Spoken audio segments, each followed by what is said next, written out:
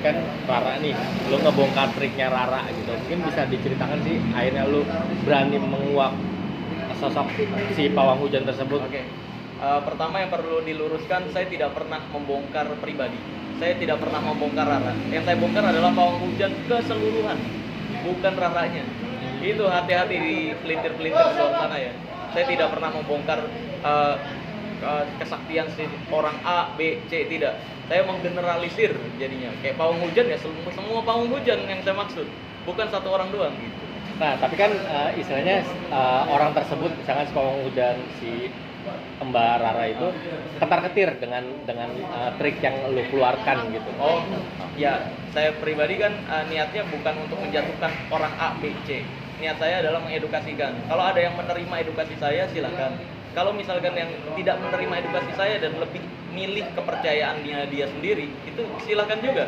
Saya tidak pernah memaksa orang untuk mengikuti saya. Cuma saya menyampaikan sesuai fakta yang saya tahu dan yang saya pelajari. Nah, itu kan sempat lu sampaikan ke salah satu konten YouTube-nya si salah satu artis ya, menceritakan tentang trik yang dipakai sama pawang hujan. Mungkin lu bisa ceritain nggak sih apa semacam apa triknya itu? Oke. Sebenarnya gini, pawang hujan itu adalah aslinya pawang hujan, bukan mengatur hujan.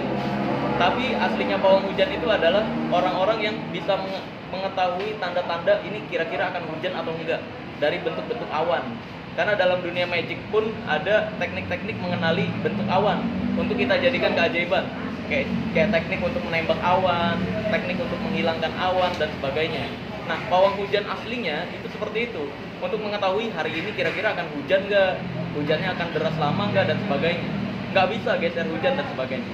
Kalau ada orang-orang yang ngaku geser hujan dan sebagainya, sebenarnya tekniknya cuma ada dua.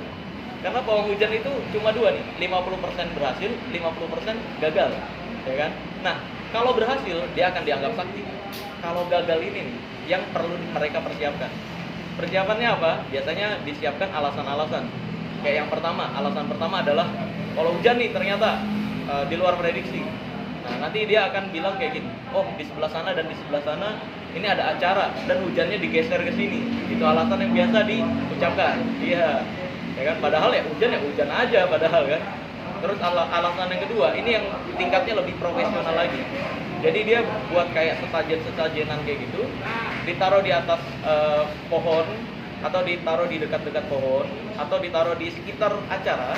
Nah, nanti ketika ternyata hujan ya dan tidak berhenti hujannya, nah, yang dia lakukan adalah meminta krunya untuk menghancurkan sajennya.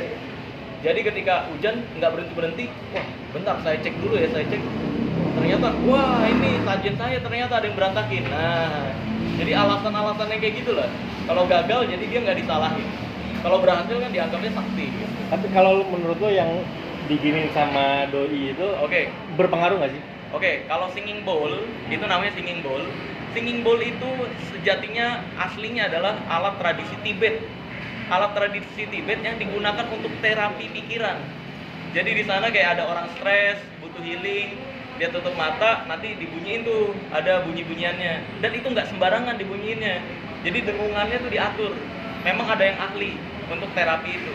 Nah, yang saya bingungin adalah kenapa kok singing bowl dijadikan pawang hujan kalau yang dipraktekkan kemarin itu kan? Ya mungkin kembali lagi dia punya teorinya sendiri, dia punya persepsinya sendiri. Saya pribadi nggak bisa melarang hal tersebut karena kalau bagi saya sih itu keanehan, tapi mungkin bagi dia ya itu adalah sebuah teori yang masuk akal mungkin. Tapi sudah sempat dicolek atau di telepon atau di ini sama pihak Rara sendiri, makanya diidentifikasi itu pengetara ya. Maka dari itu kebetulan kan yang di Indonesia kan yang terkenal itu. Terus ada lagi budaya Indonesia sebenarnya bukan pakai singing bowl untuk pawang hujanan kayak gitu. Sebenarnya kalau di Indonesia pakainya biasa bawang, cabai, ya kan, ditusuk-tusuk, nanti ditaruh di beberapa siku. Ya. Nah itu kalau itu budaya sebenarnya, kepercayaan Indonesia. Kita nggak bisa, oh itu salah nggak bisa. Ya, karena itu kepercayaan masing-masing ya. Kalau saya pribadi sih nggak percaya, karena saya lebih percaya doa daripada hal-hal yang semacam itu. Gitu. Kalau untuk yang tadi yang kayak ditelepon nggak pernah. Terus kalau misalkan di hubungi juga nggak pernah, karena sekali lagi kita nggak pernah nyudutin satu orang. Saya kalau bahas sesuatu atau bongkar sesuatu menggeneralisir. Jadi pawang hujan ya semua pawang hujan. Tapi identik alat yang digunakan adalah alatnya Mbak Rara gitu kan, Iya. dengan simbolik. Karena yang terkenal itu kan di Indonesia. Kalau Iya. misalnya nanti dia mencolek kamu atau kamu jawaban apa yang nanti akan Marcel berikan? Ya, jawaban saya yang akan saya berikan, kalau pawang hujan itu ada, seharusnya pemadam kebakaran nggak ada. Ya kan, kalau ada orang kebakaran, geser aja hujan ke orang yang kebakaran itu, ngapain pakai pemadam kebakaran? Panggil aja pawang hujan, suruh geser. Faktanya kan kebakaran hutan di Indonesia sekarang sulit untuk dihentikan. Kalau pawang hujan itu ada, seharusnya kebakaran hutan di Indonesia nggak ada lagi. Geser aja. Marcel, kemunculan kamu ini membuat semua orang berpetunjuk pada kamu gitu kan. Iya. Semua ini kamu lakukan memang ingin memang itu kalian kamu Iya. atau kamu ingin pansos? Nah, di beberapa podcast juga saya udah jelaskan ya, bahwa saya merasa diberikan tanggung jawab oleh Allah Azza wa Jalla, oleh Tuhan saya. Tanggung jawab di mana saya diberikan banyak sekali pengetahuan tentang perdukunan ini, tentang kebohongan perdukunan ini. Nah, di semua agama kan dilarang untuk percaya dukun.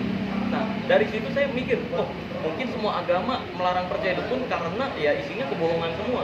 Nah, maka dari itu saya merasa tuh kayak punya tanggung jawab. Kalau saya tidak menyampaikan ini, saya khawatir di kehidupan berikutnya saya dimintai tanggung jawab gitu. Kok lu gua kasih, misalkan nih bahasa saya, kok lu gua udah kasih pengetahuan, bukannya malah edukasi masyarakat. Ini masyarakat Indonesia sampai banyak yang percaya perdukunan gitu. Nah, takutnya saya malah dibenci oleh Tuhan saya. Maka dari itu saya melakukan ini semua. Dengan tindakan yang kamu lakukan ini, jadi banyak pro dan kontra gitu, dan banyak juga yang melaporkan Marcel sendiri. Iya. Gimana? Ya kalau laporan kan semua orang bisa laporin ya. Ya buat laporan, tapi nyatanya nggak pernah naik. Karena tuduhan terhadap saya itu nggak masuk dari delik pasal. Kayak pencemaran nama baik. Di pasal 310 KUHP ayat 3, pencemaran nama baik itu tidak bisa masuk pencemaran nama baik jika niatnya untuk edukasi, untuk mengungkap kebenaran, dan untuk pembelaan diri. Nah, itu udah lengkap, jadi nggak bisa masuk. Jadi yang udah juga memaksakan pasal. Marcel, ini